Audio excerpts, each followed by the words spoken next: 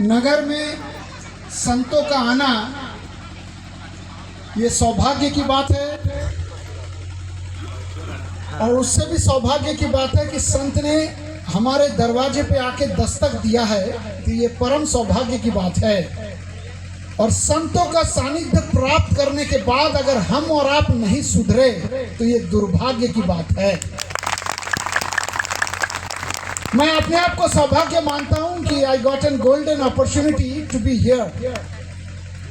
और इसके पहले भी एक दो कार्यक्रमों में मुझे जाने का मौका मिला है।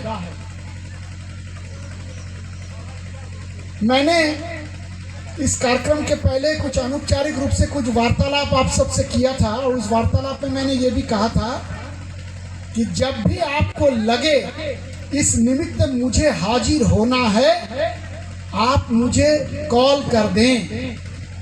मैं बाकी सारे कार्यक्रमों को आगे पीछे करते हुए इस पर प्रायोरिटी देने का प्रयास और प्रयत्न सदैव एकत्रित हुए हैं। एक महान संत थे और उन्होंने जो भी बातें बोले हैं, कहे हैं, वे सारे बातें आज भी प्रासंगिक है और हम उदाहरण भी देते हैं। संत का जो परंपरा है, संत का जो परिपाटी है, और संत जहां तक मुझे मालूम है वो स्वयं के लिए नहीं जीते हैं, दूसरे का आंसू पोंछने का ही केवल काम करते हैं। हम बड़े बड़े लक्ष्यदार भाषणों में कहते हैं छुआछूत मिटाओ, मिटता नहीं है। व्यवहार में, वाणी में, आचरण में इसको हमको कर दिखलाना है। और संत ने यही छोटे छोटे प्रयास और प्रयत्न उन्होंने अपने जमाने में किए थे। आज उनको स्मरण करते हुए, उनके पद चिन्हों को स्मरण करते हुए हम सबको तिल तिल करके गलना पड़ेगा, जलना पड़ेगा। व्यक्ति को विचारों से, आचारों से, व्यवहारों से, संस्कारों से ढालने का प्रयास और प्रयत्न उन्होंने किया था। हम अगर उनके सच्चे उपासक हैं, हम अगर उनके सच्चे फॉलोवर हैं, और हमने अगर ऐसा संकल्प लिए हैं कि हम उन्हीं की तरह जिएंगे, तभी हमारा जीवन सार्थकता की ओर बढ़ेगा। भारत में रह करके भारतीय परंपरा को जानिए, भारत में रह करके भारतीय परंपरा को भी मानिए, और एक दूसरे का सम्मान करना सीखिए। कोई छोटा नहीं, कोई बड़ा नहीं। और वो महान संत थे, उनका जो सबसे बड़ा बोध वाक्य था वो है लव ऑल, प्यार सबको करो, प्यार सबको बांटो। प्यार ही एक ऐसा संबल चीज है जिसके बदौलत हम किसी भी व्यक्ति को पिघला सकते हैं। It is the only intrinsic love which can melt anybody. अगर किसी व्यक्ति को अगर विचारों से, आचारों से, व्यवहारों से, संस्कारों से ढालना चाहते हैं तो केवल और केवल प्यार बरसाइए, अनमोल प्यार बरसाइए, और वो प्यार ही हम सब के लिए तारनहार बन सकता है। प्यार के कारण बड़े से बड़े चट्टानों में भी हम दरार ला सकते हैं, अगर हम तय कर लें कि उसको पिघलाना है। हमसे अगर कोई पूछता है कि what is the secrecy of your organisational power, तो it is only the intrinsic love that creates power. प्यार में वो ताकत है, प्यार में वो शक्ति है।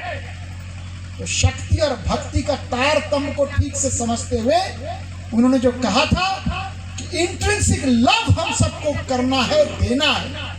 कोई छोटा नहीं, कोई बड़ा नहीं। और हम जो सबको सैल्यूट करते हैं, उस व्यक्ति को सैल्यूट नहीं करते हैं, उस व्यक्ति में छिपा हुआ जो नारायण है, उस नारायण को हम सैल्यूट करते हैं।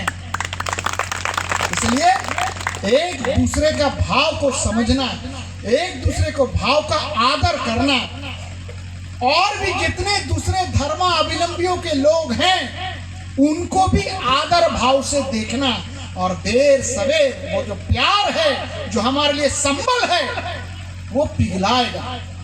दूसरा बात, जो महान संत ने कहा था कि यू हैव टू लर्न, हमको सीखना चाहिए।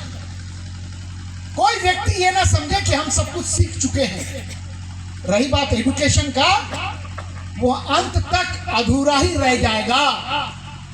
एजुकेशन के बारे में कहते हैं you have to learn and you must have the tendency and inclination to learn. और लर्न के लिए लीन होना पड़ेगा। लीन माने झुकना पड़ेगा।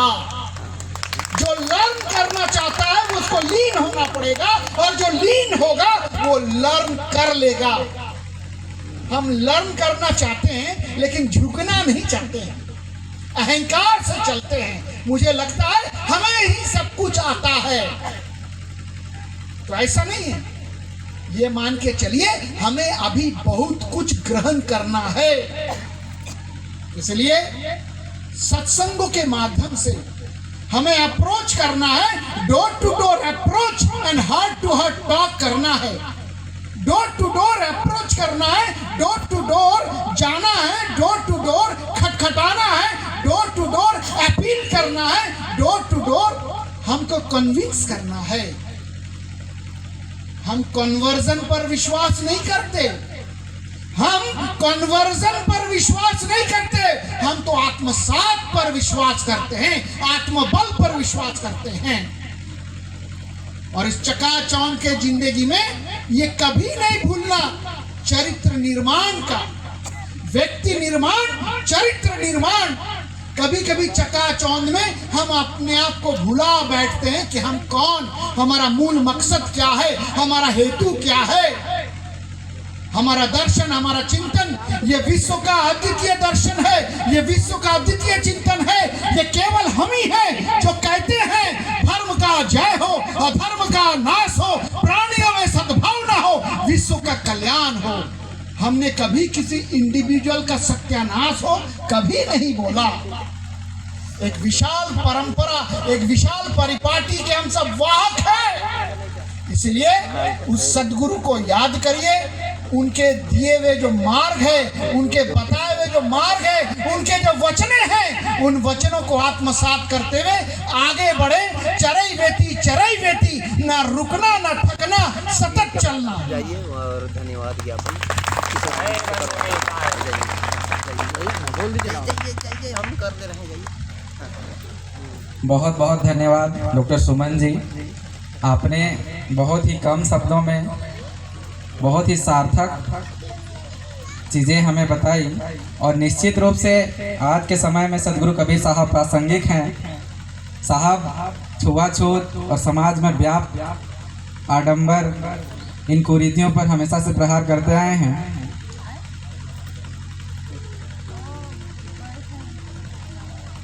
सदगुरु कबीर साहब ने किसी भी मत पंथ की विशेष की स्थापना नहीं की। उन्होंने समाज के सभी लोगों के मतों को स्वीकार किया। साहब कहते हैं सब काहू का लीजिए सांचा शब्द निहार, और पक्षपात न कीजिए कहें कबीर विचार। जहाँ से भी हमें सच्ची बातें जानने को मिले, सीखने को मिले, हमें ग्रहण कर लेना चाहिए।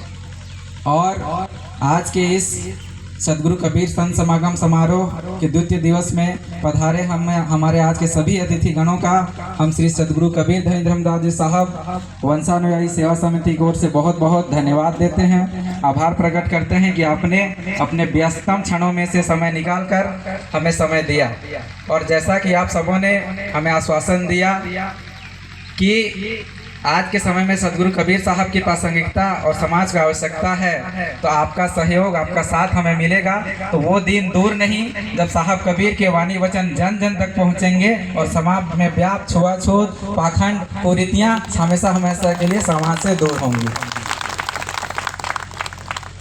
तो आप सबका बहुत समय हमने ले लिया है, तो ज़्यादा कुछ और नहीं कहते हुए बस एक बार जोर से तालियों के साथ स्वागत करते हुए हम सभी अतिथियों को विदा करेंगे।